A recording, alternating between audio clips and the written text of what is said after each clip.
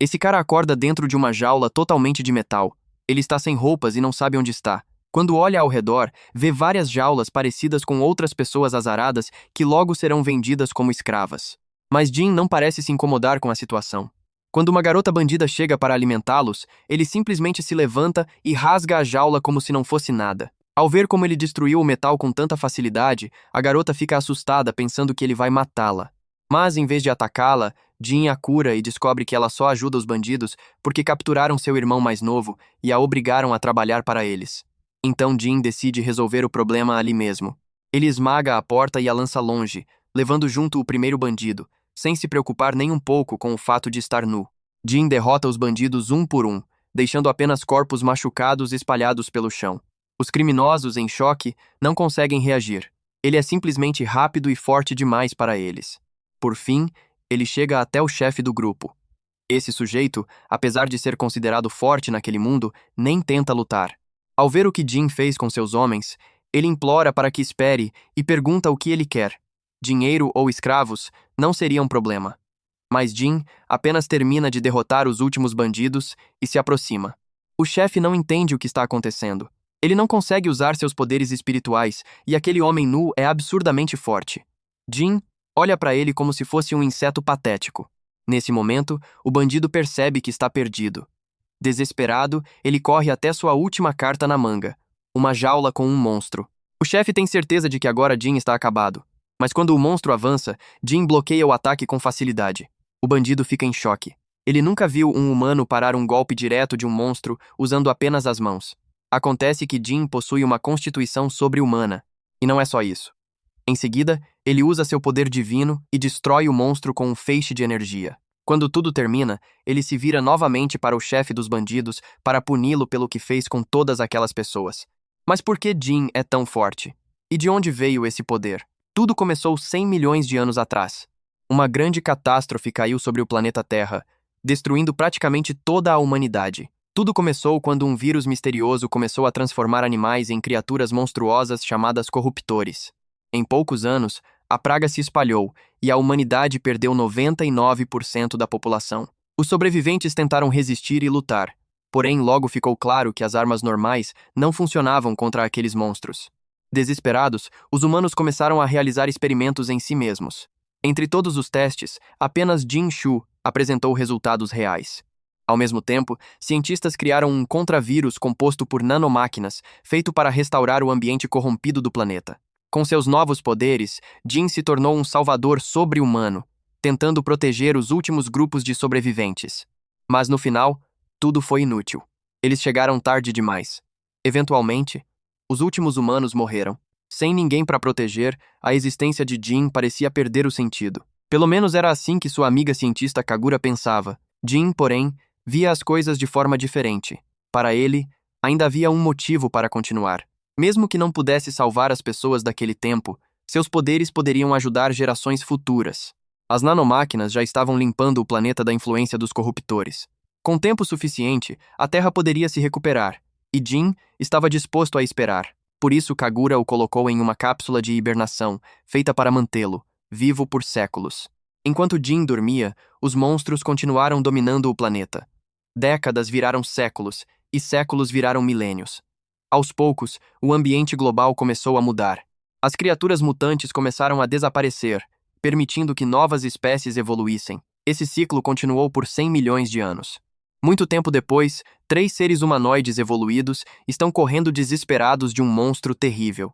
Eles encontram uma ruína antiga e entram rapidamente para se esconder. O monstro os segue até o interior da instalação. Sem ter para onde fugir, o trio acredita que será devorado. Em desespero, a garota pede ajuda ao deus guardião da vila. Milagrosamente, suas palavras despertam Jin, que estava dormindo na cápsula logo atrás deles há 100 milhões de anos. O antigo humano dispara um feixe de energia e destrói o monstro instantaneamente. O trio fica completamente confuso com o que acabou de acontecer. A situação fica ainda mais estranha quando um homem completamente nu aparece diante deles. A primeira coisa que ele faz é procurar suas roupas, guardadas em uma caixa indestrutível criada por Kagura. Depois de ativar os sistemas antigos do laboratório, ele descobre que avançou 100 milhões de anos no futuro. Grande parte dos dados foi perdida com o tempo, mas é surpreendente que as máquinas ainda funcionem. Ao que parece, o vírus de nanomáquinas criado por Kagura realmente eliminou os corruptores, o que ajudou a preservar a instalação. Ele também encontra um cubo de comunicação deixado por Kagura, embora seu conteúdo ainda seja um mistério. Em seguida, ele se vira para os humanoides locais, esquecendo completamente que ainda está nu. Quando percebe que são crianças olhando para ele daquele jeito, ele rapidamente se veste, recuperando o mesmo visual de milhões de anos atrás. Pouco depois, ele sai da instalação com o trio. Assim que sai, fica quase cego com a luz forte do sol. Ele não esperava ver algo assim. A paisagem diante dele é incrível, completamente diferente do mundo destruído que conhecia. As crianças começam a voltar para a vila e insistem para que o Deus Guardião vá com elas. Enquanto isso, Jin está mais preocupado em entender que tipo de espécie aquelas pessoas são. Afinal, a humanidade já deveria ter desaparecido há muito tempo. Esses humanoides com traços de animais provavelmente surgiram após milhões de anos de evolução misturada com a influência das nanomáquinas. Além disso, eles estão falando a mesma língua usada pelos humanos antigos, o que indica que sua origem vem da mesma linhagem. Ele então se apresenta como Jin Shadu, pedindo que o chamem apenas de Jin. A garota com orelhas de cabra se apresenta como Hakama Phil. O rapaz que parece um koala se chama Dampo, e a garota com traços de gato ao lado dele é Shanji. Hakama decide deixar as formalidades para depois e começa a puxar Jin, dizendo que sua vila fica logo ali. Ela está desesperada para levar o novo Deus Guardião até lá, para que ele afaste os invasores. Mas, quando chegam, a vila já foi atacada e está devastada, com várias casas em chamas. Shanji entra em desespero ao ver a cena e corre à frente para procurar sua mãe. Enquanto observam o local, Jin analisa a situação e percebe como as defesas são frágeis. As muralhas e casas são feitas de madeira, mostrando que essa civilização está muito atrás da era humana que ele conhecia. Ao avançarem pela vila, Jin vê uma mulher lutando contra um monstro estranho. De cara, fica claro que ela está perdendo. Ele logo percebe que a criatura é igual aos corruptores de milhões de anos atrás. Além disso, Hakama usa uma técnica que faz seu corpo brilhar. Mesmo assim, Jin age primeiro. Ele avança e derrota o monstro com um único chute. Em seguida, pega a mulher ferida e sai da área, deixando Hakama livre para finalizar. Ela usa sua magia e lança uma pequena bola de fogo que destrói o monstro. Ao observar o corpo, Jin confirma que as nanomáquinas do ambiente enfraqueceram a regeneração dessas criaturas. O que ele não entende é como Hakama consegue usar esse poder. Ele supõe que as pessoas puxam partículas do ar e usam como magia, assim como ele faz. O problema é que antes, só humanos puros conseguiam fazer isso. Ele pergunta à mulher se todos ali possuem esse poder. Ela responde que não, apenas alguns poucos. Na cultura deles, isso é chamado de poder divino, algo dado a pessoas especiais. Na vila só existem 4 pessoas assim. Jin entende rápido, isso é apenas o uso das nanomáquinas com outro nome. Hakama corre até a mulher, que é sua avó, e pergunta sobre os outros moradores. Ela responde que todos já foram evacuados. Isso alivia o grupo, mas a avó fica preocupada por eles terem voltado. Ela explica que o monstro que enfrentaram era só uma larva, comparado ao monstro adulto que ainda está por ali. De repente, uma voz surge, dizendo que não há com o que se preocupar. Um homem afirma que pode derrotar o monstro sozinho. A avó se surpreende ao ver rostos conhecidos e pergunta pelos outros moradores. O guerreiro de cabelo azul diz que todos estão seguros. O homem mais velho com ele é o pai de Hakama. Eles se reencontram emocionados. Ele pergunta onde ela estava, e a garota admite que foi até a porta selada, chocando a avó. Ela fica furiosa, dizendo que aquele lugar é proibido e pertence ao Deus Guardião da vila. Hakama explica que foi pedir ajuda e aponta que o próprio Deus está ao lado dela. A avó não acredita. Para ela, Jin é só um estranho, e ainda por cima parece de uma espécie inferior. Shanji tenta convencer o irmão de que Jin é real, mas ele ignora, apontando para as orelhas humanas dele. Na sociedade deles, quem não tem traços animais é considerado inferior. Para ele, a irmã só está enganada. Mesmo assim, Shanji insiste e diz que Jin derrotou o monstro. O irmão despreza a fala e diz que ele mesmo poderia fazer o mesmo. Então ele ameaça Jin, mandando-o sair da vila, dizendo que não há lugar para alguém de sangue inferior. Ele passa direto por Jin, ainda falando demais, e decide enfrentar o monstro sozinho. O nome dele é Sars. A avó fica preocupada com a decisão impulsiva dele. Depois, volta sua atenção para Jin. Mesmo sem confiar nele, ela agradece por ter salvado sua vida. Depois de agradecer, ela pede um último favor, que ele escolte as crianças de volta em segurança até o abrigo, enquanto ela vai garantir que Sars não jogue a própria vida fora por pura arrogância. Como esperado, o nosso garoto recusa na hora. Eles questionaram diretamente o orgulho dele, e ele não vai ficar parado deixando pisarem nisso. Ele decide deixar bem claro que não é um figurante inútil e muito menos uma espécie inferior. A cena então muda para o lago próximo, onde o monstro grotesco e gigantesco está escondido. Sars finalmente chega e nem hesita antes de assumir uma postura de combate. Com a lança em mãos e o corpo envolto por uma energia elétrica semelhante ao trovão de Zeus, ele avança em disparada contra a criatura. Tentando contra-atacar, o monstro literalmente usa sua própria prole como projéteis.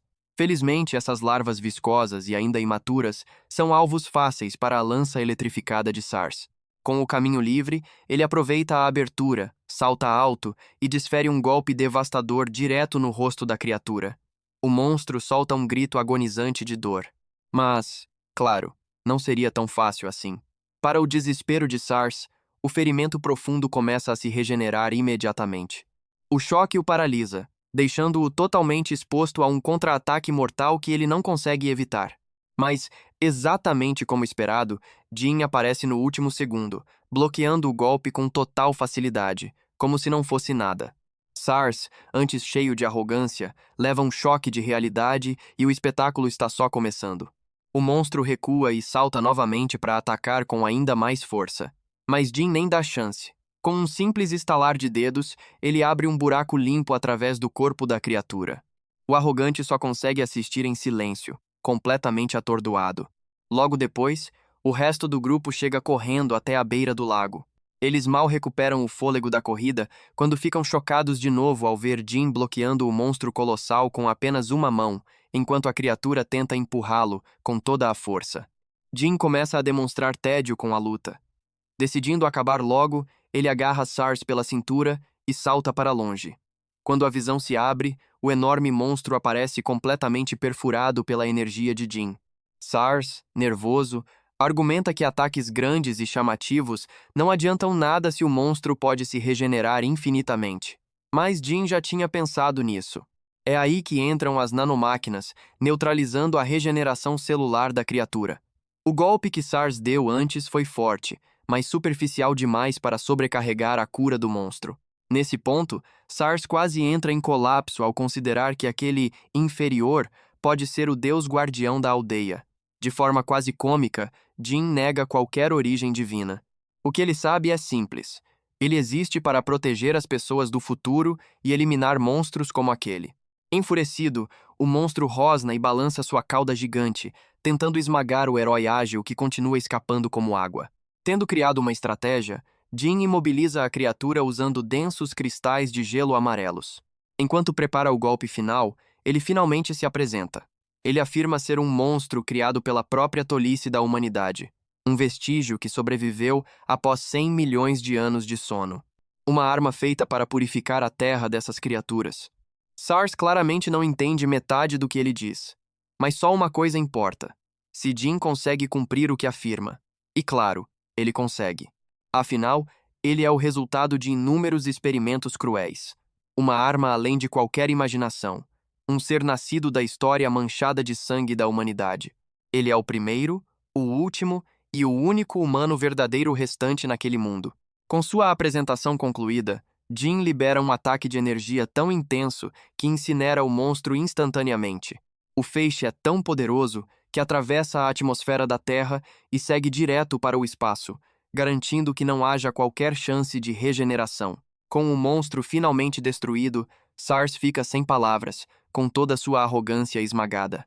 Enquanto isso, sem que o grupo perceba, alguém observa tudo de perto entre os arbustos. Uma mulher misteriosa. Ela havia sido enviada apenas para investigar o novo tipo de invasor perto do lago. O que ela não esperava era ver algo completamente diferente. Na visão dela, nem mesmo os cavaleiros de elite da capital real enfrentariam sozinhos um monstro daquele nível. E ainda assim, aquele jovem desconhecido acabou com tudo como se fosse nada. A espiã fica tão empolgada que mal consegue conter a animação, ansiosa para relatar tudo o que acabou de ver para sua guilda. Mais tarde naquele dia, Jin finalmente decide ouvir a mensagem holográfica de milhões de anos que seu amigo Kagura deixou para ele. Seu companheiro digital começa reconhecendo que incontáveis anos já devem ter se passado quando Jin visse aquilo. Por causa desse salto gigantesco no tempo, Kagura se pergunta como está o futuro da Terra e se o planeta conseguiu se recuperar. Logo de início, ele traz a má notícia. Os corruptores nunca irão desaparecer completamente, mesmo que o mundo se restaure. E isso já fica claro, já que Jin acabou de enfrentar um. Kagura revela que, enquanto Jin estava em hibernação profunda, ele entrou em sono criogênico várias vezes para observar as mudanças do planeta. Com a recuperação ambiental, o número de corruptores diminuiu gradualmente. Porém, conforme o ecossistema mudava, eles também evoluíam junto. Essa adaptação deixava evidente que o mundo nunca se livraria totalmente dessa ameaça. Para lidar com isso, Kagura explica que alterou geneticamente as novas formas de vida, dando a elas a capacidade de resistir aos corruptores, em vez de apenas sucumbir. Além disso, ele revela que deixou um grande poder guardado especialmente para Jin. Aquela seringa com líquido verde brilhante é exatamente o que ele precisa injetar no próprio corpo. Ao fazer isso, o corpo de Jin começa a emitir energia intensa. O soro concede a ele 100% de compatibilidade com as nanomáquinas. Quando a integração se completa, ele ganha a habilidade de criar objetos físicos através da manipulação dessas nanomáquinas. E isso é só o começo. Kagura conta que espalhou outros aprimoramentos pelo mundo. Ele não deixou tudo em um só lugar para evitar que fossem destruídos de uma vez. Além disso, isso obriga Jin a viajar e conhecer o novo mundo. Kagura admite que não sabe que tipo de ameaça os corruptores representam agora, mas tem certeza de que o futuro é muito melhor do que o passado devastado que deixaram. Conforme a mensagem avança, o holograma mostra o quanto o cientista envelheceu. Em um momento amargo, Kagura demonstra tristeza por nunca poder ver esse mundo restaurado. Após passar sua missão para Jin, a mensagem termina no momento em que Hakama e o resto do grupo chegam procurando pelo chamado Deus Guardião. Ela e Danpo vieram levá-lo de volta, já que toda a aldeia está esperando. No caminho, Jin percebe um pingente no pescoço de Hakama, uma chave de acesso de uma antiga instalação de pesquisa. Curioso, ele pergunta de onde veio aquilo. Hakama explica que, há muito tempo, alguém especial disse aos seus ancestrais para passarem aquele item de geração em geração como um amuleto. Diziam que se um grande perigo surgisse, a chave invocaria o Deus Guardião. Ao ouvir isso, Jin fica profundamente tocado. Ele percebe o quanto Kagura preparou tudo para ele. De volta ao centro da aldeia, uma grande celebração já está acontecendo. Enquanto todos comem e bebem, as crianças trazem Jin de volta como herói. Mas o clima muda quando alguns adultos começam a cochichar ao ver um ser de espécie inferior. Para eles, não faz sentido alguém comum ter o título de Deus Guardião. Enquanto duvidam dele, Sar se levanta e explode contra o grupo, defendendo Jin e até partindo para a agressão. Afinal, eram os mesmos que fugiram quando o perigo apareceu. Hakama e Danpo observam tudo percebendo a hipocrisia de Sars, já que ele também duvidava de Jin pouco tempo antes. A avó da aldeia se aproxima e agradece sinceramente, dizendo que todos estariam mortos sem ele. Jin, como sempre, ignora os elogios e diz que só fez seu trabalho. Ainda assim, ele sabe que vão querer recompensá-lo. Em vez de riqueza, ele pede informação. Ele quer entender o estado atual do mundo. Infelizmente, os aldeões não têm esse conhecimento. Então sugerem que ele vá até a capital do reino de Kozia, onde o rei reside. Lá, pessoas de todos os lugares se reúnem sendo um centro de informações. Eles mencionam que mercadores da aldeia Kodama viajam até lá para vender produtos feitos de fio de bicho da seda da madeira. Embora o caminho seja longo e perigoso, a avó acredita que Jin não terá problemas afinal. Ele está longe de ser alguém comum. Ela até designa Hakama como guia oficial, sugerindo que Jin a leve junto, já que ela também pretendia ir para a capital. Como Hakama é uma das poucas capazes de usar poder divino, ela quer entrar na prestigiada Academia de Magia. Jin fica surpreso ao descobrir que ainda existem instituições de ensino nessa era. De repente, fica claro que ele ganhou um admirador barulhento e extremamente leal. Sars se oferece animado para ser o guarda-costas pessoal do Deus Guardião. A velha corta isso na hora, lembrando que ele não tem motivo algum para ir à capital. Mesmo assim, Sars insiste, dizendo que quer entrar na Ordem dos Cavaleiros Sagrados. A avó, porém, sabe que isso é só ilusão. Ela aponta sem dó que ele nem conseguiu entrar na academia básica, então virar um cavaleiro sagrado é algo muito distante. Isso surpreende Jin. Como Sars usa poder divino, ele achou que seria fácil para ele passar. Hakama então explica o problema. Existe uma prova escrita obrigatória para filtrar os incompetentes, e Sars falhou miseravelmente por falta de inteligência. Mesmo com a zoeira, Jin começa a se interessar por essa elite chamada Cavaleiros Sagrados. A cena muda para um cavaleiro fortemente armado, chocado ao saber que o monstro gigante da região da aldeia Kodama já foi derrotado. Quem traz a informação é a mesma espiã que observou a luta no lago. O cavaleiro pede confirmação, e ela reafirma tudo sem hesitar. Ele fica incrédulo. Até então, achava impossível alguém fora da ordem derrotar sozinho uma criatura daquele nível. No meio da conversa, um corruptor tenta atacar a espiã pelas costas. O cavaleiro reage instantaneamente, saca a espada e corta o monstro ao meio. Em vez de voltar ao reino, ele decide investigar pessoalmente quem derrotou a criatura. Jin acorda em uma manhã tranquila, apreciando o ar e a paisagem. Ainda é difícil acreditar que o mundo chegou a esse estado.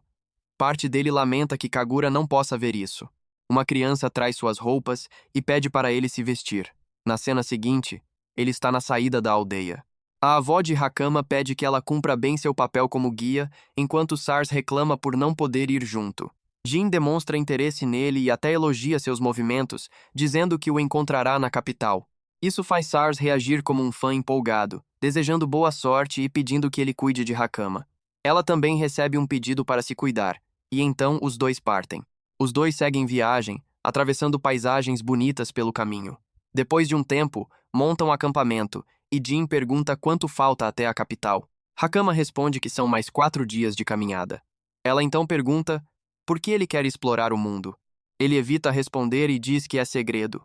No fundo, ele sabe que os corruptores ainda existem, como Kagura mencionou, e já encontrou alguns. Normalmente, eles surgem em ambientes destruídos e poluídos, o oposto daquele lugar. Isso indica que algo está interferindo nos bastidores. Hakama percebe a expressão séria dele e fica assustada. Jin pede desculpa por se distrair. Ele entende uma coisa: esse mundo não está dominado pelos corruptores. Há sinais claros de sobrevivência. Seu primeiro objetivo é entender as pessoas dessa era. Depois, lidar com os monstros. Ele também pede que Hakama pare de chamá-lo de Deus Guardião e passe a chamá-lo apenas de Jin. De repente, o som de um cavalo chama a atenção dos dois. Um cavaleiro sagrado chega com seu grupo e pede para falar com eles. Ele tem aparência de príncipe, mas Jin não liga e pergunta quem ele é. O homem se apresenta como Argus Alton, capitão da 7ª Divisão da Ordem dos Cavaleiros Sagrados. Jin ainda não entende bem o que isso significa, imaginando que sejam aqueles guerreiros mencionados na aldeia. Entre os subordinados, uma cavaleira perde a paciência e grita com Jin por não demonstrar respeito. Ela chega a suspeitar que eles sejam culpados de algo. Argus a interrompe e manda que se controle. Enquanto isso, Karina continua reclamando ao fundo. O cavaleiro então fala com mais calma com Jin, ignorando o comportamento dela. Jin apenas questiona a atitude da cavaleira, mas Argus minimiza a situação. Em seguida, ele muda de assunto e pergunta quem Jin é, de onde veio e para onde está indo. Hakama responde que eles são da aldeia Kodama e estão a caminho da capital do reino. Karina usa isso como prova, mais uma vez, falando de cima, enquanto acusa os dois de serem uma espécie inferior. Ela ainda entra num discurso arrogante, como se fosse genial por expor seres inferiores da aldeia Kodama. Jin, por outro lado, fica interessado ao ouvir que existem registros de nascimento nesse mundo. Argus interrompe e corta Karina, dizendo que ela está tirando conclusões precipitadas. Ele percebe que Hakama usa roupas especiais da aldeia Kodama, conhecidas até na capital pela alta qualidade. Crianças comuns não vestem algo assim, o que confirma que eles realmente são da aldeia, provando que Karina está errada. Mesmo acreditando na garota, Argus desembainha a espada e aponta para Jin, dizendo que ele é diferente. Ele nunca viu aquelas roupas antes, levantando dúvidas sobre sua origem. O Cavaleiro Sagrado explica que muitos bandidos têm atacado a rota entre a aldeia e a capital.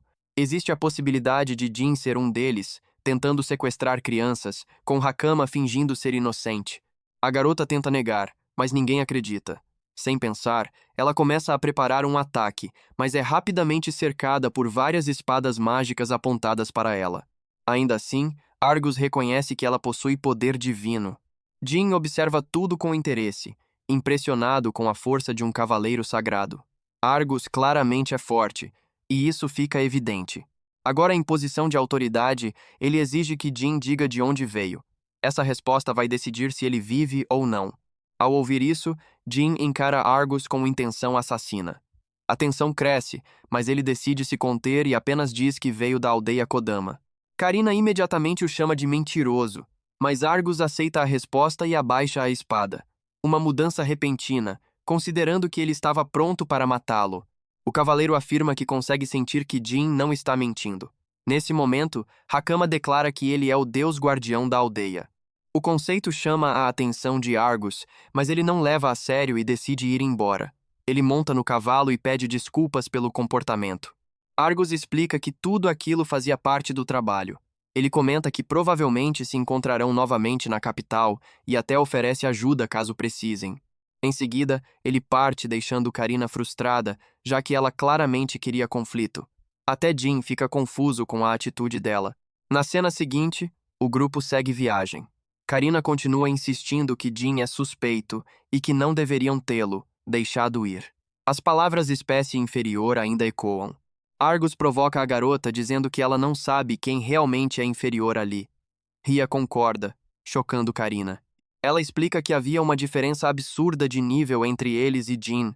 Argus tentou agir várias vezes, mas não conseguiu sequer executar um movimento. Ele sentiu que Jin, mesmo com a mão no bolso, reagiria instantaneamente. Nem o poder divino dele conseguiu se manifestar diante de Jin. A mesma técnica que prendeu Hakama não funcionou contra ele. Ria também tentou agir, mas falhou. Fica claro que a diferença entre eles e Jin é enorme, quase como comparar com um monstro.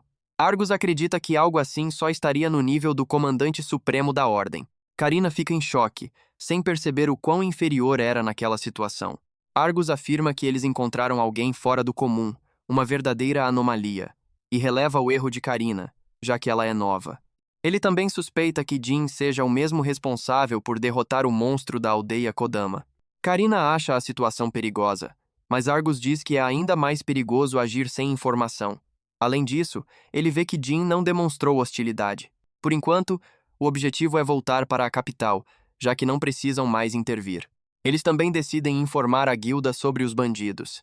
Nos pensamentos de Argus, fica a ideia de que, se esse deus guardião se tornasse aliado, resolveria muitos problemas do reino.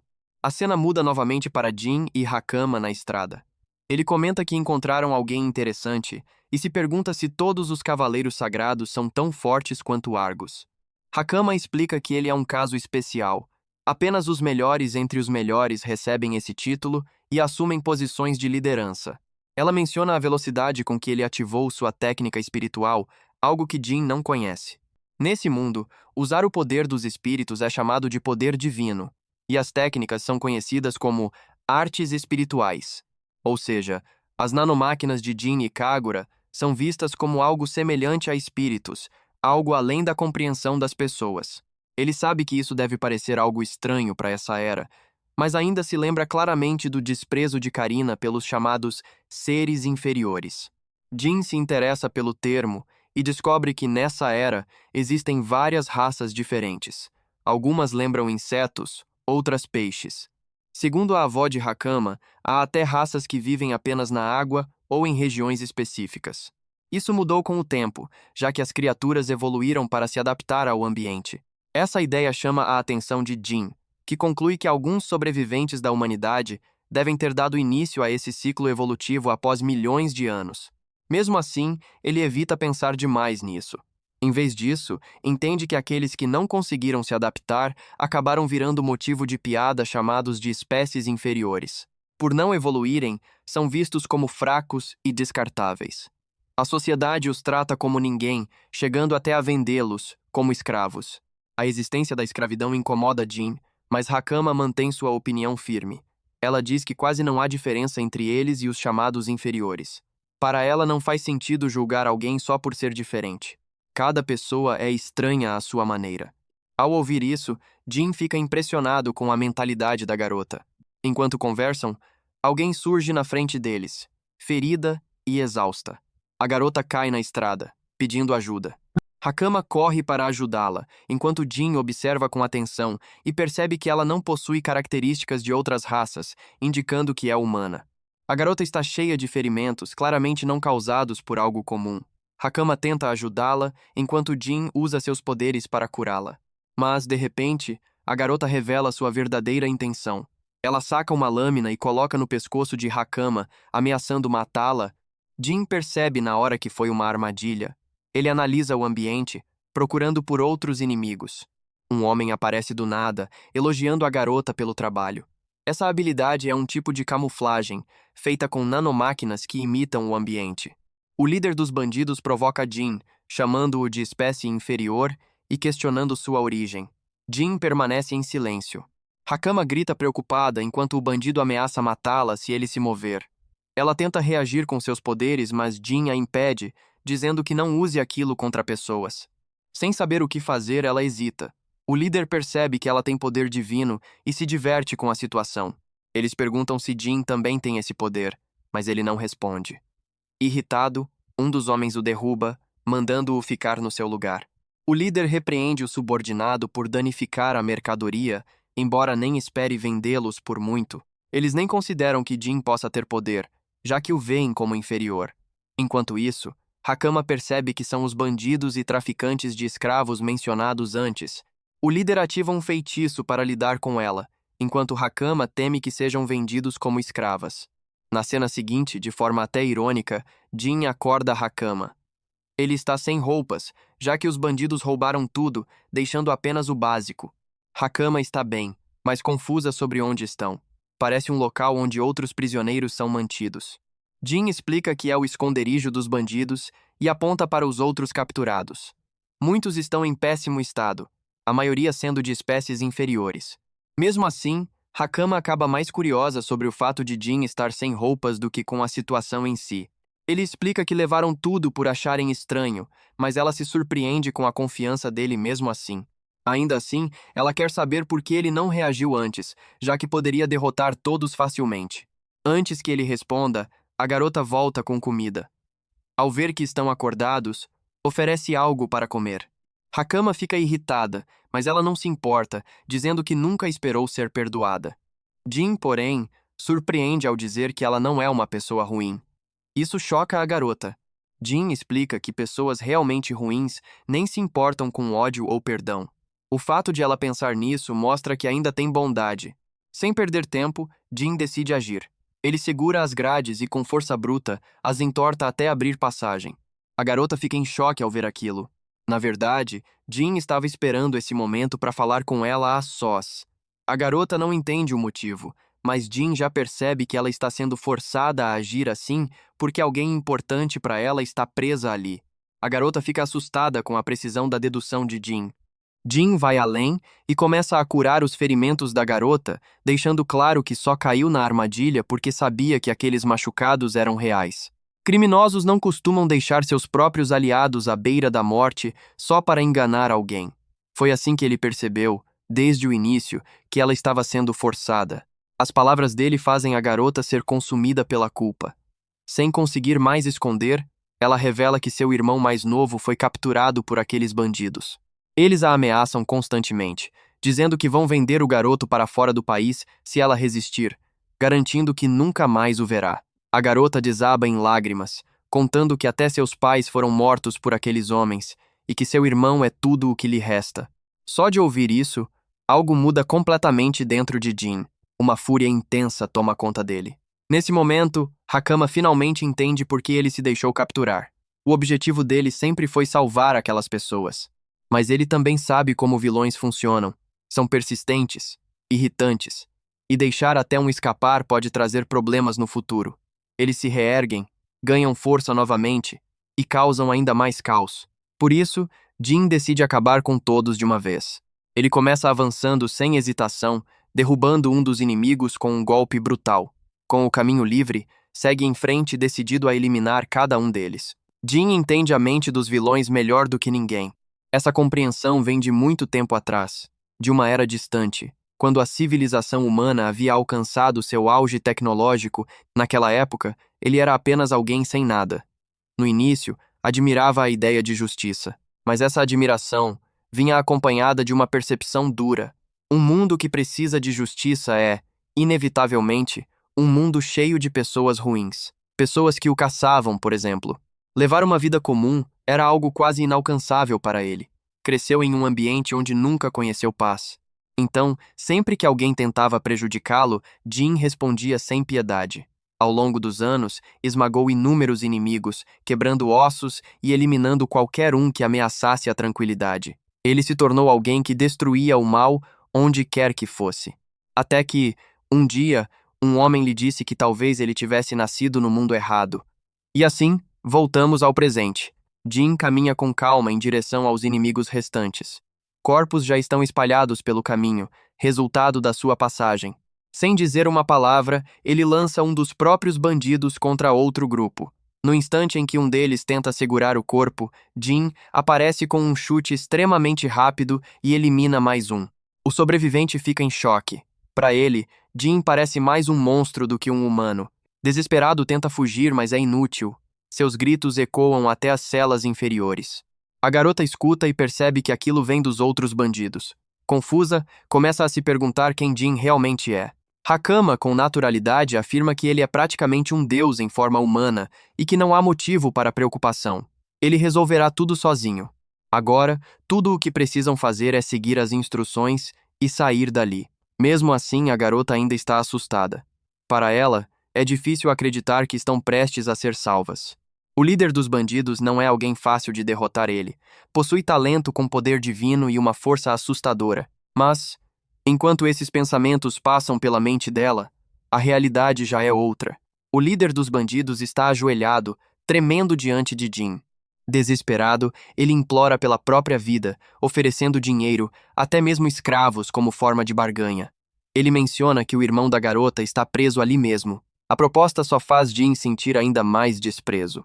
Sem hesitar, ele elimina outro homem diante do líder. O bandido não entende o que está acontecendo. Nem mesmo suas técnicas espirituais conseguem ser ativadas diante da presença esmagadora de Jin. Mais do que o medo, o que o consome é a dúvida. De onde veio tanto poder? Jin o encara e o chama de um vilão medíocre. Para ele, vilões de verdade ao menos sabem fugir quando percebem que perderam. Mas aqueles homens são arrogantes, desprezam os outros e vivem iludidos achando que podem vencer. E no momento em que percebem a derrota, imploram pela vida. Seguindo o próprio instinto de sobrevivência, o líder tenta fugir. Ele corre até um mecanismo escondido e ativa uma arma secreta, uma criatura monstruosa mantida em cativeiro. Jin se surpreende ao perceber que se trata de um ser corrompido, controlado à força, uma criatura poderosa, aparentemente preparada para ser entregue a algum nobre. O monstro ruge e avança imediatamente. Seu golpe desce com força esmagadora, tentando destruir Jin, mas é bloqueado sem esforço. O impacto revela a diferença absurda de poder entre eles. Jin então comenta que nasceu com um corpo fora do comum, com músculos muito além dos limites humanos. Quando decide contra-atacar, tudo acaba rapidamente. Com um único golpe devastador, ele lança a criatura para trás e, em seguida, libera toda sua força, destruindo o monstro completamente. O líder dos bandidos volta a cair de joelhos, exatamente como antes. Sem saída, ele tenta se arrastar para sobreviver, implorando por perdão. Sem demonstrar qualquer piedade, Jin responde ao pedido do líder com um golpe direto no rosto, encerrando tudo ali. Com a situação resolvida, ele recupera suas roupas e se desculpa com as crianças por tê-las feito esperar. Antes de qualquer outra coisa, decide reunir provas concretas dos crimes dos bandidos. Ao abrir uma gaveta, encontra um conjunto de documentos interessantes. À primeira vista, parece algo valioso, quase como se tivesse encontrado um tesouro, mas logo percebe um problema. Ele não entende absolutamente nada do que está escrito. A linguagem é desconhecida para ele. Mesmo considerando pedir ajuda a Hakama, Jin hesita. Ainda assim, algo continua incomodando sua mente. Por que aqueles bandidos estavam usando um ser corrompido? Para confirmar suas suspeitas, ele examina os restos da criatura que derrotou. Através disso, acessa os registros captados pelas nanomáquinas ao redor. Ele decide revisar os acontecimentos da última semana e encontra algo relevante. As imagens mostram um nobre visitando os bandidos e entregando o monstro. Ele se recusa a explicar seus planos, mas deixa escapar uma pista perturbadora. O país pode estar próximo da ruína. Jin guarda essa informação. Enquanto isso, do lado de fora, as crianças libertadas começam a se reencontrar. A garota finalmente encontra seu irmão, e os dois se abraçam longamente, aliviados por estarem vivos. Ela então se vira para Jin, chamando-o de Deus e agradecendo por tudo. Ele rejeita o título. Sua atenção se volta para um grupo de pessoas vestindo uniformes vermelhos que estão capturando os bandidos. São membros da guilda. Entre eles, um homem de presença marcante se destaca, o mestre da guilda da cidade. Ele se aproxima de Jin, curioso sobre seu envolvimento. Após ouvir a confirmação, se apresenta formalmente e agradece pelo que foi feito. Mesmo com a aparência de alguém considerado inferior, o mestre da guilda percebe que Jin está longe de ser comum. Derrotar tantos inimigos sem sequer se ferir não é algo trivial. Ele explica que os ataques de bandidos têm aumentado drasticamente, o que levanta a curiosidade de Jin. Para ele, o governante local deveria lidar diretamente com esse tipo de problema. O mestre da guilda ri e esclarece. Nem mesmo o senhor da cidade tem autoridade total. A responsabilidade de lidar com crimes pertence à guilda, que responde diretamente ao rei. Mesmo que o próprio governante cometesse crimes, ainda assim seria necessário reportar tudo ao rei. Enquanto ouve, Jin compara isso com o passado distante. Para ele, o senhor da cidade funciona como um prefeito, enquanto a guilda age como uma força policial. Ainda assim, ele desconfia do governante. Decidindo colaborar, Jin entrega todos os documentos que encontrou. O mestre da guilda analisa e percebe que se trata de uma lista de pessoas envolvidas com os bandidos. Com aquilo, será possível prender todos os envolvidos. Jin pergunta se o nome do senhor da cidade está na lista. Para sua surpresa, não está. Isso só reforça a ideia de que ele pode ser alguém cuidadoso, que esconde bem seus rastros. Sem poder agir diretamente contra isso, Jin volta sua atenção para as crianças. Ele pergunta o que acontecerá com elas. O mestre da guilda explica que aquelas com registros de desaparecimento serão devolvidas às suas famílias, mas as que não têm para onde ir, simplesmente não têm destino. O sistema ignora casos como o da garota e de seu irmão, que perderam tudo. Incomodado, Jin pergunta se existe algum abrigo. Para sua surpresa, não há nenhum na cidade. A única alternativa seria arrumar trabalho para elas, mas por serem consideradas inferiores, até isso é difícil. As crianças ficam desanimadas, e Jin se decepciona ao perceber que, mesmo nesse mundo, as coisas não são tão diferentes. Ele não quer abandoná-las. Então, uma ideia surge. Ele pergunta se elas aceitariam trabalhar caso tivessem uma oportunidade. A garota concorda imediatamente, disposta a tentar.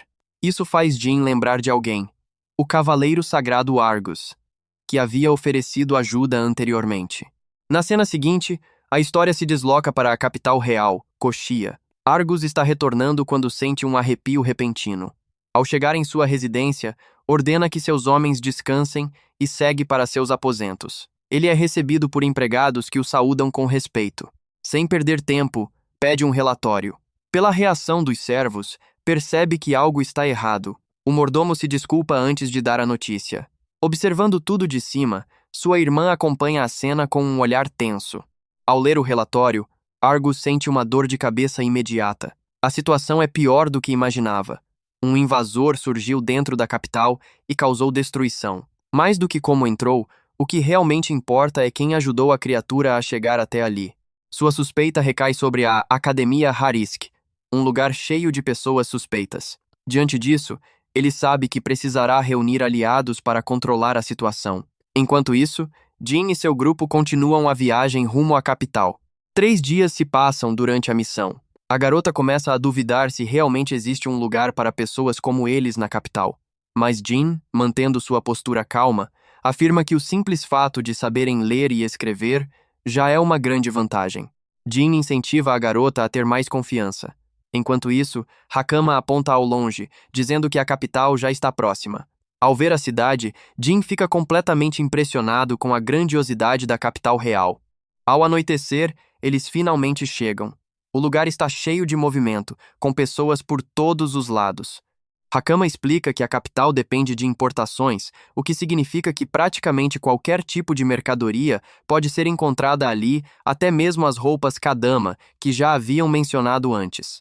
Jin acha tudo interessante e também percebe a presença de várias raças diferentes, incluindo mutantes com características de insetos. A diversidade é enorme, mostrando como cada espécie evoluiu de forma distinta. As ruas são limpas e a segurança parece excelente. Mesmo assim, Jin não deixa de notar que ainda existem aspectos desagradáveis. Para ele, não importa a era, sempre haverá problemas. Curioso, ele pergunta sobre o exame de entrada da academia e descobre que acontecerá na próxima semana. Isso significa que terão que esperar. Durante a conversa, uma garota loira que estava por perto escuta tudo e se surpreende ao ver que eles pretendem entrar na Academia Harisk, especialmente parecendo, aos olhos dela, espécies inferiores. Mais tarde, já no hotel, Hakama e Nino se jogam nas camas macias, felizes por finalmente poderem descansar em um lugar decente. Com o objetivo inicial de chegar à capital concluído, Jin começa a pensar no que fazer a seguir. Mesmo estando em uma nova era, ele ainda precisa de dinheiro para sobreviver.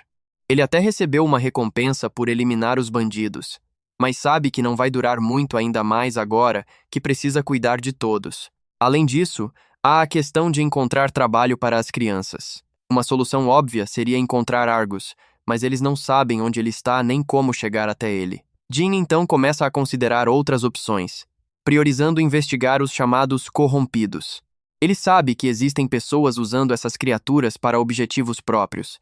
Sendo extremamente perigosos, não podem ser deixados de lado. Desta vez, ele não pretende deixar o mundo caminhar novamente para a destruição. Pensando nisso, ele pergunta a Hakama como as pessoas fazem pesquisas nesse mundo. Ela explica que normalmente recorrem a livros ou a pessoas especializadas, mas os livros são caros. Até mesmo na vila, precisavam compartilhar para conseguir estudar. Por outro lado, a capital possui uma biblioteca enorme, o que facilita muito esse tipo de busca. A ideia agrada a Jin. Ele pretende usar a biblioteca para encontrar pistas sobre o laboratório deixado por Kagura. Na cena seguinte, ele tenta acessar o local, mas é barrado na recepção. A atendente explica que os livros são considerados propriedade nacional sagrada e que apenas estudantes de academias reconhecidas ou nobres têm acesso. A situação se complica ainda mais. Hakama lembra, de forma até engraçada, que Jin mal sabe ler naquele idioma ainda. Ele está aprendendo, mas vai levar tempo. Enquanto isso, dois homens encapuzados observam o grupo à distância. Eles se aproximam com a desculpa de uma conversa, mas o diálogo começa com um soco. Jin reage instantaneamente, segurando o punho do agressor e ironizando a educação da abordagem. Apesar da fama de segurança da cidade, o ataque acontece sem hesitação. O inimigo continua arrogante, lançando um ataque mágico poderoso, mas Jin o desvia facilmente. O atacante reconhece os reflexos dele, enquanto a garota fica surpresa ao ver magia sendo usada em plena área civil. Jin rapidamente percebe. Colocaram uma recompensa pela cabeça dele. Mesmo com as ameaças para que ele deixe a cidade, ele não recua. Pelo contrário, provoca o inimigo a tentar novamente. Quando o homem ataca, Jin o domina e o arremessa violentamente contra o chão. Em seguida, outro inimigo dispara magia diretamente contra ele. Jin não se esquiva, bloqueia o ataque de frente. A fumaça se dissipa, revelando que ele não sofreu praticamente nenhum dano. Em um movimento rápido, ele agarra o adversário e o ergue como se não pesasse nada. Com um tom frio, Jin zomba da fraqueza deles e os desafia a continuar, caso ainda tenham coragem. O inimigo, atônito, não consegue entender como alguém considerado inferior pode ter tanto poder. De repente, a luta é interrompida. Karina chega, claramente irritada por ter que lidar com aquilo em seu tempo livre. Sem nem se importar com quem iniciou a briga, ela ameaça prender Jin e Hakama. A situação chama a atenção, e várias pessoas começam a observar. Ao reconhecer Jin, Karina fica animada, acreditando que finalmente conseguiu pegá-lo, causando problemas novamente. Ela se prepara para repreendê-lo, mas uma espectadora intervém. A mulher afirma que viu tudo e explica que Jin apenas se defendeu. Ao analisar melhor, Karina percebe que os agressores são alunos problemáticos da Academia Harisk. Ela começa a suspeitar que algo maior pode estar acontecendo. Jin então pergunta se ela está em patrulha, comentando que achava que esse tipo de função era responsabilidade da guilda. Karina responde que apenas estava cumprindo sua ronda noturna enquanto seguia para um café. Mas, depois de ver Jin derrotar facilmente vários alunos fortes, ela começa a reconsiderar tudo. Talvez as suspeitas sobre ele não estivessem erradas. Karina tenta encerrar a situação, dizendo que precisa ir embora e pede para Jin evitar se envolver em problemas novamente, mas ele não a deixa sair tão facilmente. Aproveitando a oportunidade, Jin pede que ela o leve até seu capitão Argus. Quando finalmente consegue uma audiência com o capitão Argus da 7ª Divisão, ele vai direto ao ponto. Pede para ser contratado, lembrando que o próprio Argus já havia oferecido ajuda anteriormente. Ao notar as crianças ao lado dele, Argus questiona a situação. Jin explica que acabou enfrentando os bandidos que o capitão procurava e que conseguiu capturá-los, entregando-os à guilda. Argus fica surpreso. Para ele, é difícil acreditar que alguém visto como uma espécie inferior tenha feito tudo aquilo em tão pouco tempo. Jin então continua, explicando que trouxe Nino e sua irmã mais velha, Puar, porque eles não tinham mais ninguém. Além disso, por serem considerados inferiores, sofreriam preconceito em qualquer lugar. Por isso, ele pede que Argus arrume algum tipo de trabalho para eles. O capitão lembra que não tem obrigação nenhuma de ajudá-los. Mas Jin rebate, dizendo que está disposto a assumir responsabilidade, já que foi ele quem o salvou. Argus acha esse raciocínio interessante. As crianças observam Jin com esperança. Então, o capitão toma uma decisão. Ele diz que permitirá que as crianças fiquem sob sua proteção e trabalhem ali com uma condição. Jin deve trabalhar como instrutor na academia. Sem hesitar muito, Jin aceita. Pouco tempo depois, as crianças já estão vestidas como empregados da casa. Puar agradece sinceramente, enquanto Argus ordena que os outros funcionários cuidem bem delas e garantam que não sofram discriminação. Enquanto caminha ao lado de Argus, Jin pergunta qual é o verdadeiro motivo por trás dessa proposta. Argus explica que, apesar de não saber de onde Jin veio, sente que ele é alguém confiável. Então revela o ponto principal. Quer que Jin se infiltre na Academia Harrisk. A expressão de Jin muda. Ele pede uma explicação mais detalhada. Argus então fala sobre a situação atual da capital. Com o rei gravemente doente, várias facções estão disputando o poder nos bastidores. Uma espécie de guerra silenciosa está em andamento. Além da disputa legítima pela sucessão, existem pessoas sem qualquer direito ao trono tentando tomar o poder à força. E essas pessoas são perigosas. Segundo Argus, algumas delas estão usando os chamados corrompidos, criaturas conhecidas como invasores como armas. Ao ouvir isso, Jin se lembra de Lord Shapen e percebe que pode haver ameaças ainda maiores. O plano de Argus é expor esses indivíduos e encontrar sua base secreta. E o principal local suspeito é justamente a Academia Harrisk. Logo depois, Argus bate em uma porta e apresenta sua irmã mais nova, Miria Alton. Ela será responsável por guiar Jin dentro da academia. Mas, assim que o vê, Miria demonstra sua personalidade afiada, chamando-o de espécie inferior, exatamente como Karina havia feito antes. Argus tenta interrompê-la, lembrando que aquilo é falta de educação. Mesmo assim, ela insiste que não concorda em confiar uma missão importante a alguém que considera inferior. Jin comenta sobre a atitude dela, deixando o capitão constrangido, que pede desculpas. Karina se aproxima discretamente e explica que Miria é extremamente capaz, mas tem um forte preconceito contra espécies inferiores. Miria continua provocando Jin, dizendo que ele não parece qualificado para ser instrutor. Hakama, sem perceber, piora a situação ao mencionar que Jin nem sabe ler direito. Mas logo completa, elogiando sua força e capacidade. Essas palavras fazem Karina perceber algo. Foi Miria quem havia instigado os alunos a atacar Jin anteriormente. Argus volta a se desculpar, prometendo lidar com o comportamento da irmã. Mudando de assunto, Jin pergunta o que exatamente ele deverá ensinar. Argus responde que, pelo que observou, Jin domina bem as artes espirituais. Por isso, acredita que ele é ideal para ensinar os fundamentos básicos. Ele então explica que existem 4 artes espirituais principais: ignição, descarga, congelamento e cura. E dominar apenas 2 delas já é considerado suficiente. Ao ouvir isso, Jin percebe algo curioso. Se esses são os fundamentos, então o líder dos bandidos que enfrentou antes era, na verdade, bastante habilidoso. Aquela técnica já seria considerada avançada naquele mundo. Um leve sorriso surge em seu rosto. Talvez ele possa mudar a forma como as pessoas enxergam esses poderes. Uma semana se passa. Chega o dia do exame de entrada de Hakama na academia. Argus aparece junto com Jin, já que ele assumirá o papel de instrutor naquele ano. Cada ano, uma divisão da Ordem Noturna é responsável por essa função e agora é a vez da 7ª divisão. Enquanto caminham, um homem gordo chamado Redman observa Jin com atenção o tempo todo. Eles chegam até a sala da diretora. Argus a cumprimenta respeitosamente. Ela sorri ao ver seu antigo aluno alcançando uma posição tão importante.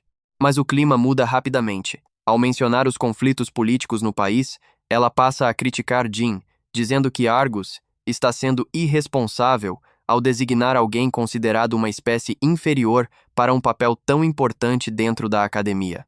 O capitão mantém sua posição com firmeza, afirmando que Jin é mais capaz do que qualquer outro membro de sua divisão. Quando o magro e ardiloso Lord Gita percebe que a diretora está inclinada a aceitar Jin como instrutor, ele rapidamente se opõe.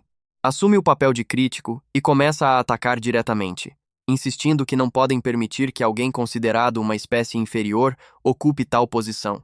A diretora então se volta para Lord Redman e pede sua opinião. O homem concorda com a preocupação, mas apresenta um argumento prático: a reação negativa que isso pode causar entre alunos e professores. Diante disso, a própria diretora admite que compartilha da mesma preocupação. Jin percebe que está sendo julgado sem sequer ser incluído na conversa. Então dá um passo à frente e decide se posicionar. Com calma e educação, ele se apresenta formalmente, mostrando controle mesmo sendo alvo de desprezo. Em seguida, faz uma pergunta direta. Eles estão julgando sua aparência ou sua capacidade? A diretora sorri e responde que a única coisa que importa é sua habilidade. Então propõe que ele prove isso. Argus sugere que ela mesma o teste, e ela aceita.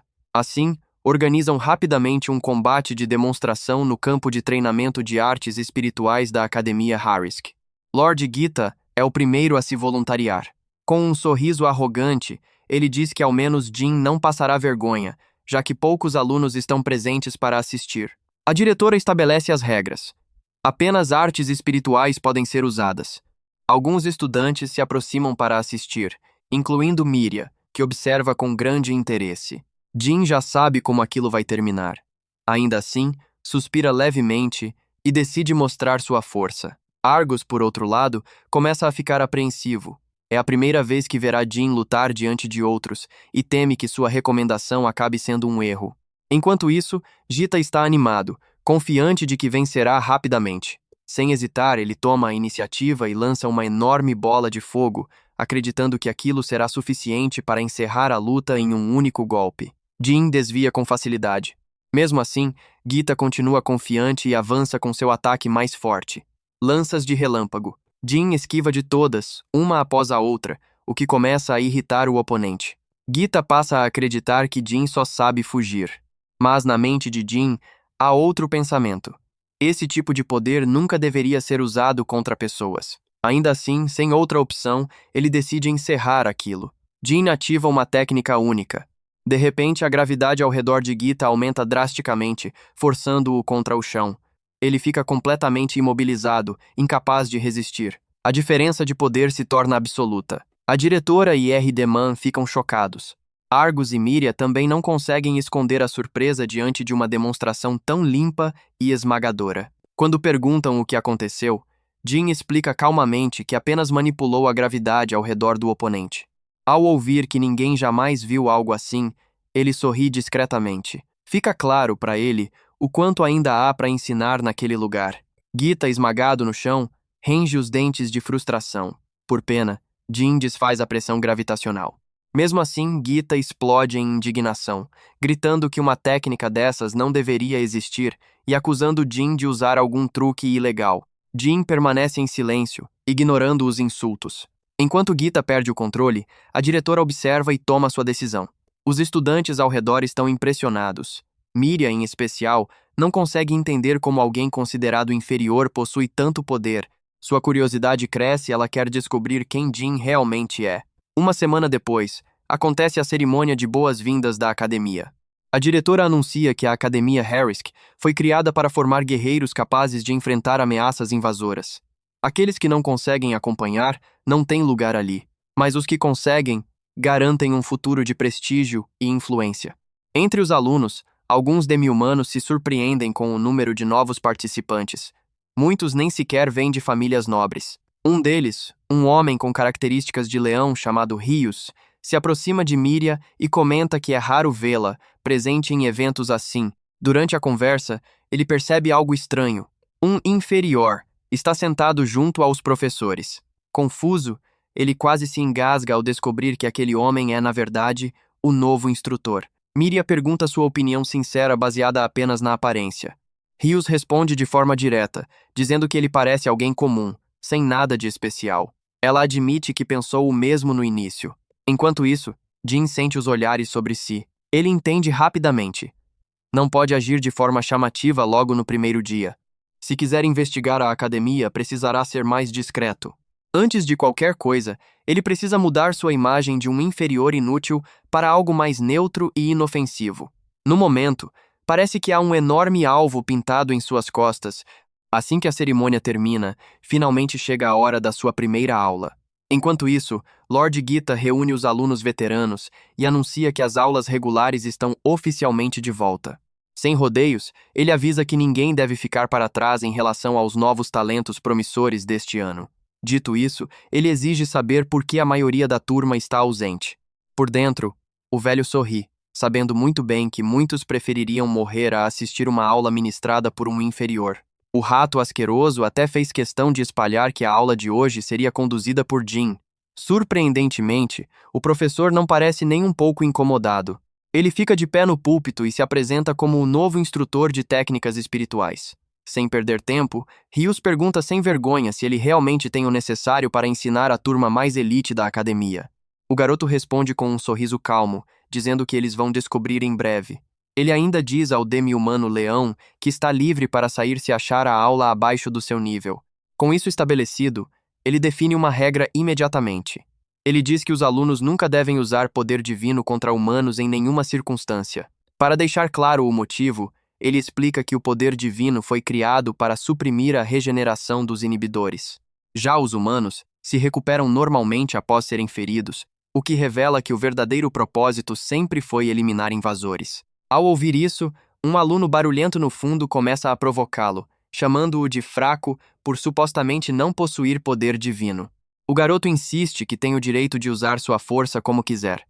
Um pouco irritado, o professor Jin o convida a testar se ele é realmente tão fraco quanto dizem. Ali mesmo, no meio da aula, ele manda o aluno atacá-lo com seu golpe mais forte.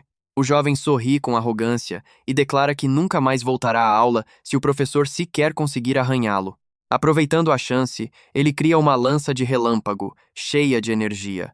Até mesmo Lord Gita fica tenso, preocupado que a sala não aguente um ataque tão imprudente. Sem hesitar, o aluno lança a lança diretamente em Jin, levantando uma grande nuvem de poeira pela sala. Todos acham que o inferior foi destruído.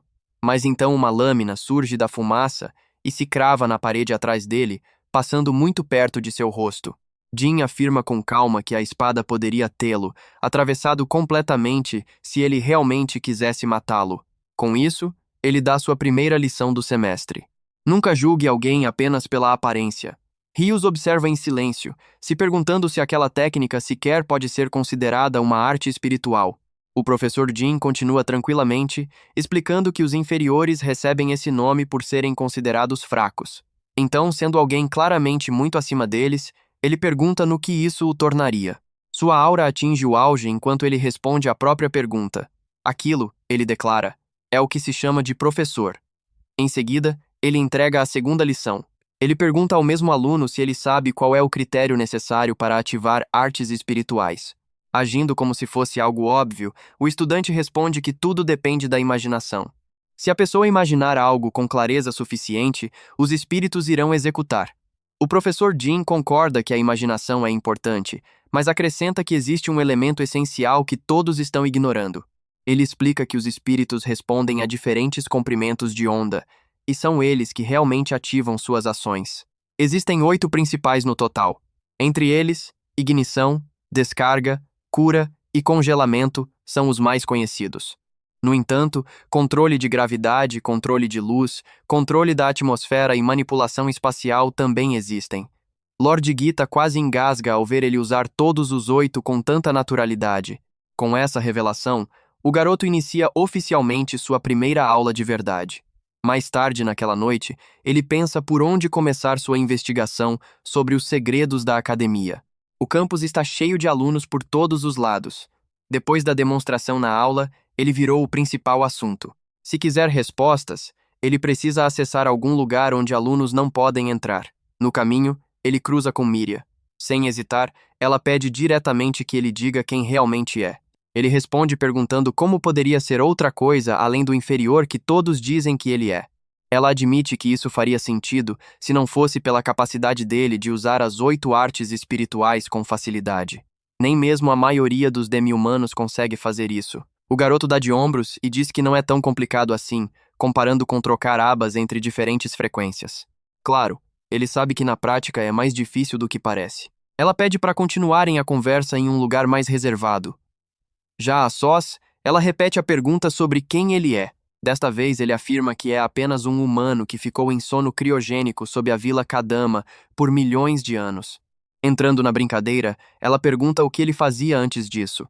Jin responde de forma sincera que servia como agente de forças especiais do seu país. Mesmo após tanto tempo, ele ainda se lembra daqueles dias como se tivessem acontecido há poucos anos. Curiosa, ela insiste e pergunta por que alguém que lutou por sua nação acabaria selado em sono profundo. Ele fica abatido e admite que falhou em sua missão. Ele acreditava que, se esforçasse o suficiente, conseguiria salvar todos, mas no final falhou e perdeu tudo. Ele também revela que se tornar professor não foi algo aleatório. Ele precisa da influência da família Alton. Mudando de assunto, ele pergunta para onde estão indo. Logo, ela o leva até uma sala velha e empoeirada, explicando que antes era um depósito onde os instrutores guardavam seus materiais. Em uma das prateleiras, uma estátua de coruja chama sua atenção imediatamente. Ele pergunta qual foi o verdadeiro motivo de ela tê-lo levado até ali. Então, Miria admite que está investigando um espaço vazio estranho que fica logo ao lado daquele depósito. É grande demais para simplesmente estar abandonado, o que faz ela ter certeza de que algo importante está escondido ali. Sem perder um segundo, o professor Jin estende a mão casualmente e pega a estátua de coruja. Ela o observa de lado, confusa, sem entender por que ele está mexendo em um objeto velho e empoeirado. No momento em que ele a gira levemente, as estantes se movem, revelando uma passagem secreta que leva mais fundo. Ele a parabeniza calmamente por estar certa sobre a existência de uma sala escondida. Miria fica sem palavras, incapaz de entender como ele resolveu o mecanismo tão rápido. O professor explica com tranquilidade que percebeu que a coruja era o único objeto limpo em uma sala coberta por poeira. Em seguida, ele diz para ela ficar para trás enquanto ele entra sozinho para investigar o local suspeito. Surpresa, Miria afirma com firmeza que vai com ele. Ele a alerta que pode haver um invasor perigoso lá dentro e que talvez não consiga protegê-la. A loira deixa claro que suas habilidades não devem ser subestimadas. Ela afirma com confiança que está muito acima de todos da sua turma, com apenas o irmão podendo superá-la. Ao ouvir isso, ele decide confiar nela. Os dois descem com cuidado a escadaria antiga, que vai muito mais fundo do que imaginavam. Mia aprecia em silêncio como é prático usar luz mesmo na escuridão total. Jin comenta de forma descontraída que o lugar parece uma dungeon perfeita de jogo, o que deixa a garota confusa com a referência. Curiosa novamente, ela volta ao assunto sobre o passado dele. Pergunta se ele já tem algum suspeito, já que caçar ameaças era sua especialidade. Ele se diverte ao perceber como ela aceitou rápido sua história absurda. Como recompensa pela confiança, ele revela suspeitar de Lord Rudman, o que faz ela perguntar o motivo. O professor Jin explica que, apesar de ele parecer carismático nas aulas, há algo estranho quando está sozinho. Nesses momentos, ele transmite a sensação de alguém tramando algo suspeito. Ele comenta que esse tipo de comportamento é comum em pessoas que escondem sua verdadeira natureza. Além disso, ele notou que o homem é observador demais para um professor comum. Miria admite que inicialmente suspeitava de Lord Gita, mas Jin descarta a ideia, dizendo que alguém sem controle emocional não conseguiria planejar algo complexo. Para surpresa dela, ele ainda afirma que o velho provavelmente não é uma pessoa ruim. Por fim, eles chegam ao final da escada, que leva a um enorme salão coberto de poeira. Os olhos de Miria se arregalam ao ver o gigantesco labirinto escondido sob a academia. De repente, Jin para de andar. Também surpreso. Nem em sua imaginação ele esperava encontrar o laboratório de Kagura ali. Ao observar as portas protegidas por nanomáquinas, que nessa era são chamadas de espíritos, ele tem certeza de que aquele é o laboratório de Kagura. Miria fica nervosa, pois mesmo tendo investigado por tanto tempo, nunca encontrou aquela enorme porta escondida sob a academia. Jin explica que pessoas comuns precisariam de uma chave especial para abrir aquilo. Ele se lembra de como Hakama herdou a chave na Vila Kodama, e acredita que alguém ali também herdou algo parecido. Porém, ele sabe que possui acesso total automaticamente. Então, ele ergue a mão calmamente. O sistema reconhece sua autoridade máxima e abre a porta. Enquanto os portões se abrem lentamente, Jin se pergunta se quem tenta derrubar os governantes também tem acesso ao local. Mia ainda está parada, surpresa por algo assim existir sob a academia. Ela pergunta se ele realmente não precisou de chave, e Jin responde casualmente que humanos antigos são diferentes nesse sentido. Mia começa a acreditar em suas palavras e o segue em silêncio para dentro do laboratório. Lá dentro, eles encontram vários corruptores presos em grandes jaulas metálicas. Estranhamente, todos estão calmos, sem sinal de descontrole. Jin se lembra dos corruptores capturados pelos bandidos e de como também ficaram quietos até serem soltos. O que mais o preocupa é como alguém conseguiu trazer criaturas tão grandes até ali sem ser notado. Miria admite que a suspeita de seu irmão sobre a academia pode estar correta. Ela sugere que fiquem escondidos e aguardem para emboscar os responsáveis, já que eles devem voltar. Jin, porém, diz que ao invés de esperar, eles devem selar a academia e lidar com os corruptores primeiro. Miria argumenta que não podem deixar o responsável escapar. Mas Jin explica que proteger os alunos vem antes, pois se os corruptores enlouquecerem, todos estarão em perigo. Quando ele menciona que o irmão dela faria o mesmo, ela acaba concordando. Jin então acrescenta que está com um mau pressentimento, e sempre que sente isso, costuma estar certo. Ele diz que vai investigar mais o laboratório enquanto pede que ela volte e traga seu irmão, para que a academia seja isolada e os alunos protegidos. Depois de mandá-la, de volta para a superfície, Jin segue mais fundo na instalação subterrânea, esperando encontrar alguma pista útil. Enquanto isso, na superfície, o rato magricela está sendo zombado por ter perdido para o novo instrutor. Mesmo assim, ele continua chamando Jin de espécie inferior e o culpa por arruinar sua reputação. A diretora então se aproxima de Lord Gita e manda que ele pare com suas atitudes estranhas, pois os alunos estão começando a ficar desconfortáveis. Ele acaba sendo humilhado publicamente pela diretora, que em seguida pergunta sobre Lord Rudman, que está desaparecido desde a manhã. A diretora já se sente sobrecarregada, e a ausência do homem só aumenta sua preocupação. Nesse momento, ela percebe uma nuvem escura se formando sobre a academia e se pergunta o que está acontecendo. Ao mesmo tempo, Mia corre em direção à superfície. Mas, ao sair pela porta, ela dá de cara com Lord Rudman, o homem gordo que estava desaparecido desde cedo. Agora, ele exibe uma expressão completamente maligna, deixando claro que não está tramando nada de bom.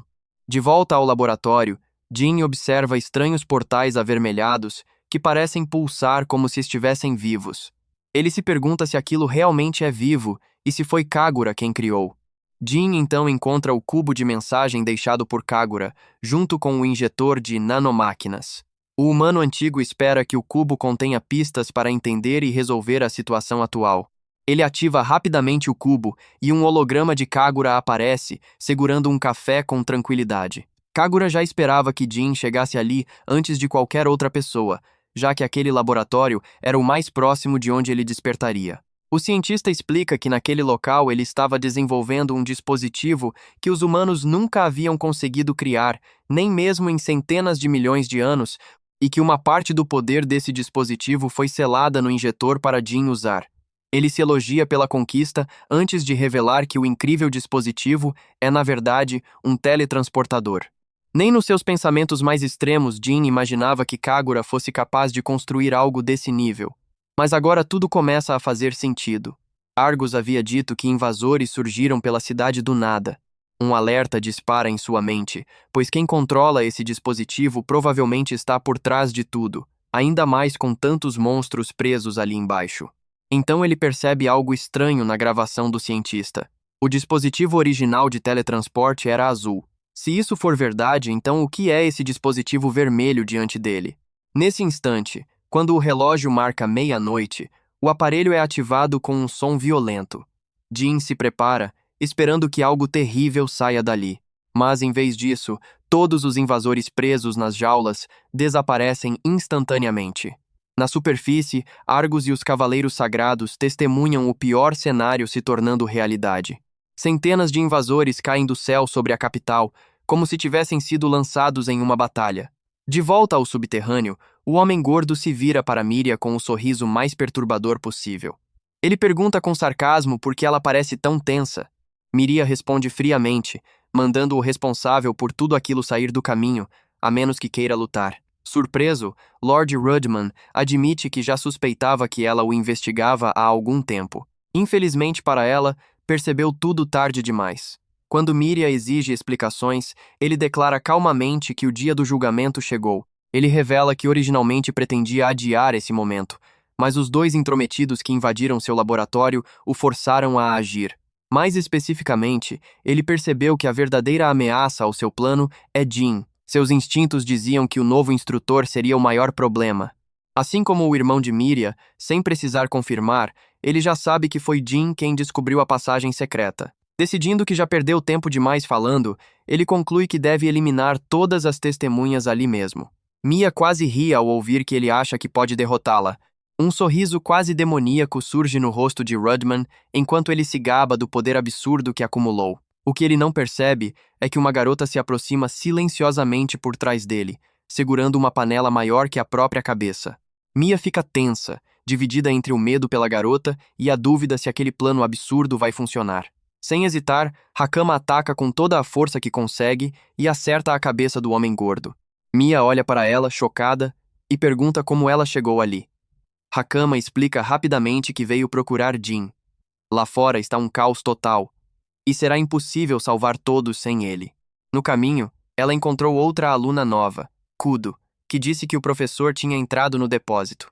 A garota se sente um pouco culpada por ter atacado um professor, mas Hakama insiste que ele merecia. Além disso, como ele não viu seus rostos, elas podem jogar a culpa na princesa loira se algo der errado. Nesse momento, Jin chega ao topo da escada. Preocupado, ele pergunta o que aconteceu, mas logo vê o homem caído no chão como um boneco largado. Hakama o interrompe rapidamente e conta que a cidade lá fora está em completo caos. Ele não se surpreende, pois já sabe para onde os invasores foram enviados. Miria empalidece ao perceber isso, e os três correm para fora sem perder tempo. A cidade está em chamas, com quase metade destruída. Civis aterrorizados correm em todas as direções enquanto o caos se espalha. Entre as criaturas invasoras, uma se destaca um monstro gigantesco, semelhante a um Vilgax, muito mais forte que os outros. Ao ver sua cidade naquele estado, Mia fica sem reação. Enquanto isso, Jin sente o peso do fracasso apertar seu peito novamente, pensando que deveria ter destruído o dispositivo quando teve a chance. Hakama o traz de volta à realidade mais uma vez. Ela aponta para o enorme monstro de tentáculos, que está carregando um ataque devastador diretamente contra o Palácio Real. Determinado a corrigir seu erro, Jin usa a injeção que Kagura deixou para ele. Após utilizá-la, ele ganha uma versão limitada de teletransporte. O cientista havia explicado que as nanomáquinas armazenam energia suficiente para ativá-lo apenas uma vez a cada 24 horas. Além disso, o alcance seria restrito a uma curta distância dentro do campo de visão do usuário. Porém, essas limitações se aplicam a usuários comuns, e Jin está longe de ser comum. Alguém do nível dele pode praticamente se teleportar até onde seus olhos alcançam. Sem hesitar por um segundo sequer, ele desaparece e reaparece diretamente no caminho do enorme feixe de energia pouco antes de atingir o Palácio Real.